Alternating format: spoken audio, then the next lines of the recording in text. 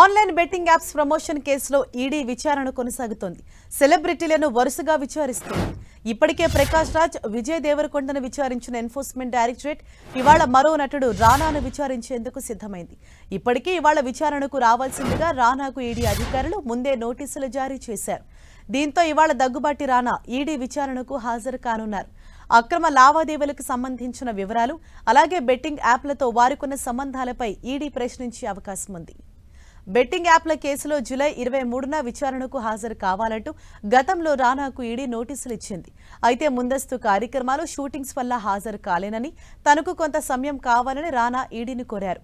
దీంతో ఆయన అభ్యర్థనపై ఈడీ అధికారులు సానుకూలంగా స్పందించారు. ఆగస్టు 11న ఖచ్చితంగా విచారణకు రావాలని నోటీసులు పంపారు. దీంతో ఇవాల్టి విచారణకు రానా హాజరయ్యే అవకాశం ఉంది. ఇక ఈ నెల 13న మంచు లక్ష్మి కూడా ఈడీ విచారణకు హాజరు కానున్నారు. ఆమెకు సంబంధించిన లావాదేవీల వివరాలను కూడా ఈడీ అధికారులు పరిశీలించనున్నారు. టాలీవుడ్ ప్రముఖులు ఈ కేసులో వరుసగా విచారణకు హాజరవ్వటం సినీ వర్గాల్లో కలకలం రేపుతోంది. ఈడీ అధికారులు సేకరించిన సమాచారం ఆధారంగా భవిష్యత్తులో ఈ కేసు ఎలాంటి మలుపులు తిరుగుతుందోనన్న ఉత్కంఠ నెలకొంది.